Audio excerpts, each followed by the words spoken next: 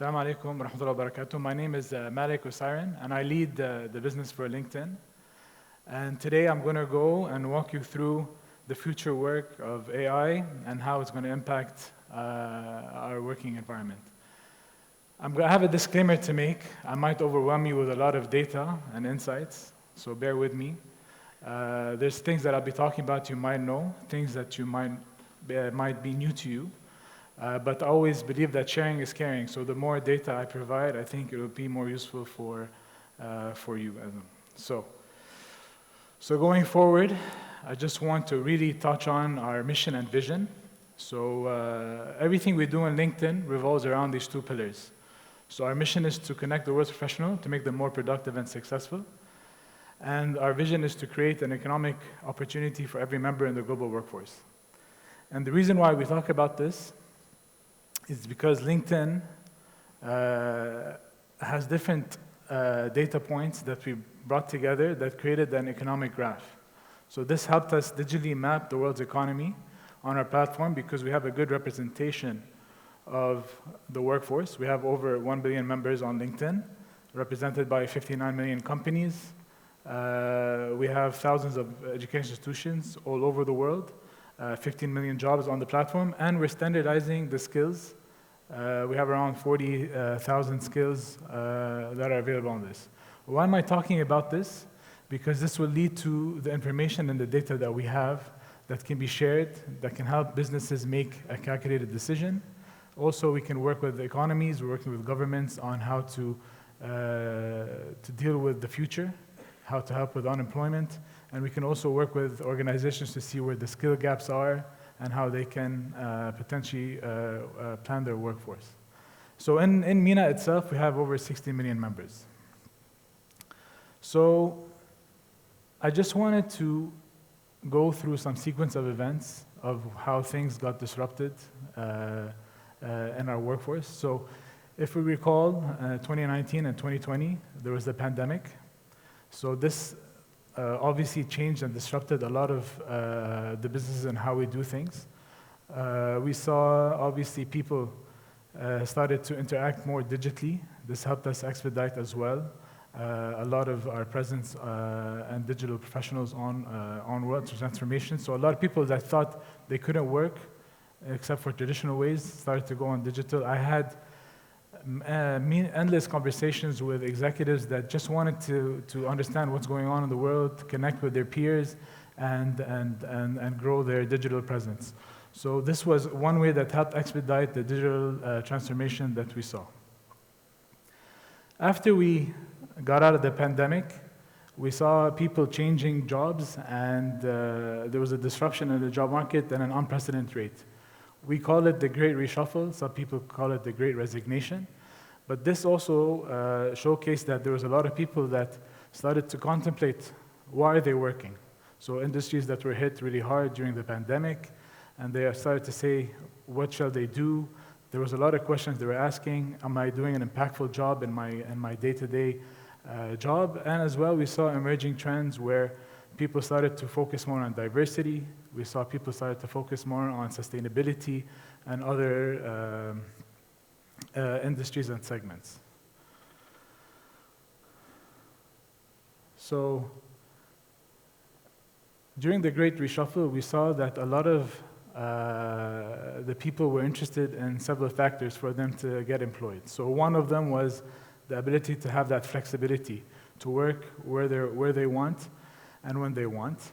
Obviously, compensation and benefits, impactful work, and opportunities for career growth within the company, and opportunities to learn and develop new skills. So these were the attributes that a lot of the people that were looking for a job started to see and understand, and these are the things that maybe you as employers can also look into and say, how can I contribute to these pillars and this.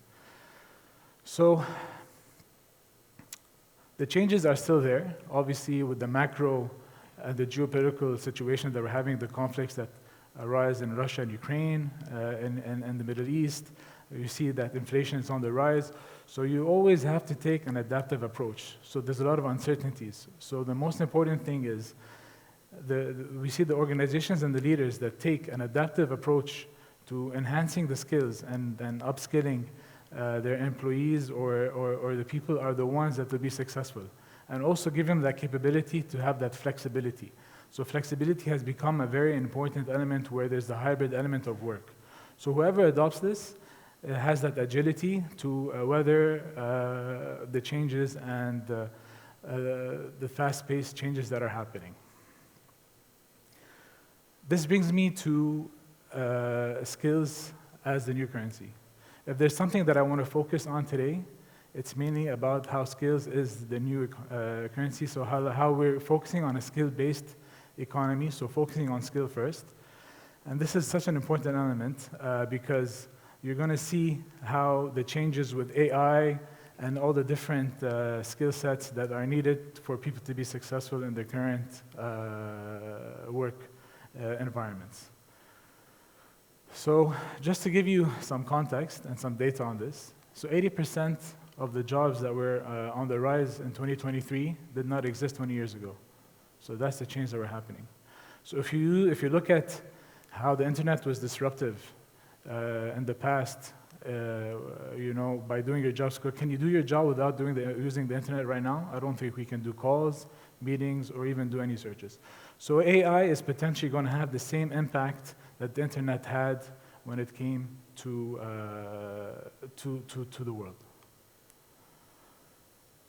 Going back to why skills first is important, we saw that 400,000 companies used skill first searching to find their potential hires. On top of that, we saw 50% of hires on LinkedIn using skills data to fill the role. So that's up 30%. So more and more we're seeing HR professionals starting to focus more on skills rather than traditional degrees and certifications. So hires are finding talent using skills are more likely to find a successful hire. So the more you focus on the skills, the more you have a successful hire, the more they stay in the role, and that will probably reduce a lot of the attrition and the challenges that you might face within your organization. As you recall, there were a few attributes that we talked about that came into place when we were talking about employees and what they're looking for. And one that's rising, and we see it more and more, is that employees are obviously looking for them to reskill and potentially work to their full potential. We see employees who feel that they're not being reskilled or using their skills up to their full potential tend to leave their jobs sometimes and find a new job. So the more focus on professional development, the more focus on skilling and reskilling is such an important element, and this is something that really, if I can focus on it more and more, it's something that we should definitely look into, because this is what will help us weather the different and the dynamics that are happening within the workforce. So the change is coming, so we need to embrace it. So just to give you context, by 2030, 65% of the skills an employee needs to do their job is changing. So if the job is not changing, if you're not changing your job, the job is changing you. So we have to be very careful to understand what are the skill sets that we need to make sure that we are relevant and stay within our business. We see also automation. So AI is coming in, and it's going to automate a lot of the repetitive tasks that a lot of people do in their day-to-day jobs. So that's 80% of that is going to happen. We're going to see 12 million emerging functions that are going to transition to 2030. So jobs that are going to change, new jobs are going to come into the opportunities, and you're going to start to see a lot of changes within this. So this is just to show you the change that's going to happen. And LinkedIn recently, the reason I'm getting all this information is LinkedIn has posted a report about AI and its impact on the workforce. If there's one thing that I want you guys to remember out of today's session, is that for any organization to be successful is to have the right people with the right skills and the right roles is what is the future of work. So this is probably maybe the only and maybe the most important thing out of my session today. If you could take this out, it would be the best thing that you can work on and frame your developments and enhancements within your organizations. as you know, AI is like the topic everyone's talking about. I can go to dinners, everyone's talking about AI. If I can get maybe one Oman riyal for every AI discussion I had, I think I would probably be really up there in the top Forbes list. But conversations on LinkedIn about AI has increased by 70%. And this is people interacting with AI, posting jobs, talking about AI, building their skill sets on AI. So we see a lot of momentum happening on that. And this is where you're going to see the changes in this. Who are the people that are having the conversations? So I'm going to break it down and talk about who's having the conversations, their sentiments, the impact on the opportunities and future slides. But this is just to show you the extent of the conversations happening at the moment on AI within the dynamics of the LinkedIn ecosystem. We see AI skills have increased by 12%, and we see that job postings for AI have increased by 11% globally. We took the top, we took around 7 economies. You can see this even in the States by itself, it's even up to like 21% in some cases. We see industries that are demanding AI-related functions and skill sets and personnel. There's a very common industries. We see professional services, we see manufacturing, and we see financial services. Those are a lot of the industries that we see in common across the different economies that we see are adopting AI or using AI to make their jobs and professional more successful. So it's not only about AI, because everyone talks about AI, but it's the ecosystem around AI. So you also have skills that you need to build that are non-AI skills to keep up with AI. So you have areas like soft skills, like communication, employee benefits, analytical skills, presentation, social skills. These are things that if you need to build on more and more nowadays to be agile and to stay relevant and to deal with the technology that's coming into hand. So it's not only about AI, you're going to see a lot of change and focus on people skills and etc.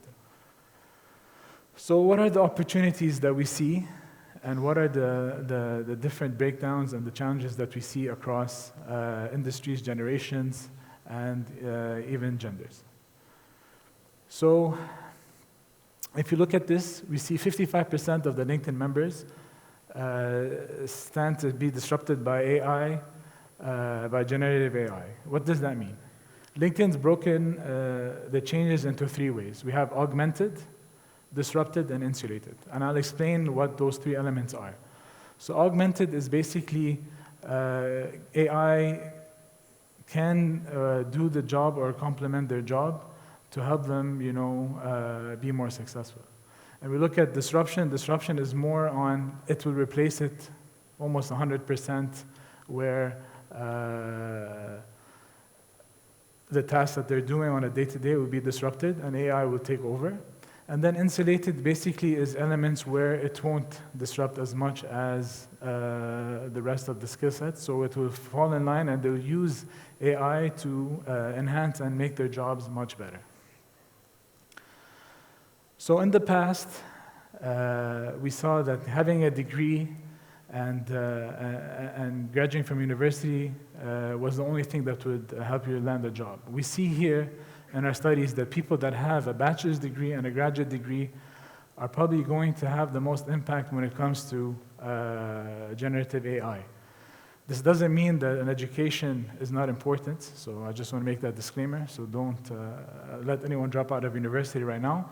The most important thing is that we need to also embed AI into our degrees and into our education to make us more successful and probably propel our career paths in whatever we do. We see generations, the impact that AI has on generations. We see that it will impact the Gen Z the most, obviously because they're coming into the workforce or they're in the workforce now. So a lot of their roles are going to be enhanced and probably AI will be embedded in the roles. But at the same time, we see that they are the most tech-savvy generation, so they'll be probably the most adaptable to the changes and probably welcome it more. And you can see it in future slide, the sentiments of how they will welcome it. But we see that most likely Gen Z and the millennials are the ones that will have the most impact when it comes to their jobs with AI. When you break it down by gender, we see that there's almost it's almost equal between males and females. Times is up? Oh, perfect, okay. I'll be really quickly then. I didn't know I was going to go longer. I actually thought you should. But anyway, so basically, we're seeing that women will have a bit more disruption due to the fact that their roles that currently have are probably AI, but at the same time, it's a great opportunity for them because they will be taking on roles that will eventually, they're good at communications, analysis, and a lot of the tasks that will help AI.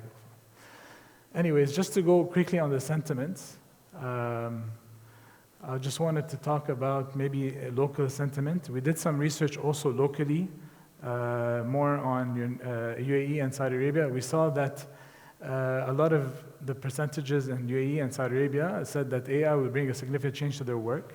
We saw that it will also improve the work-life balance, and we also saw that it will impact positive on their careers. So this is just something local. We also wanted to see how HR professionals are looking at. We see that they are focusing on training, focusing on AI training. We see that they're using AI in their day-to-day tasks. I've actually asked my team to start working with generative AI to help create a better customer experience and scale things so that we can become more productive. So again, I just want to reinforce, since time is of an essence, the people skills is very important. These are things that AI will not replace. And then we can see that the top in-demand skills in the US for 2022 were flexibility, professional ethics, and social perceptiveness, something that AI will not replicate as well. And then we see that 92% of the US executives, and I think this could probably trickle down to this, say that people skills are more important than ever. And this is why I think AI is ushering in a new era of work. It's exciting times. I'm a big fan, just like Peter is, on AI. I think it'd be a positive thing if we embrace it, but we need to focus and reskill ourselves and be ready to adapt. With this said, I want to thank you all, and I hope you found my session very informative.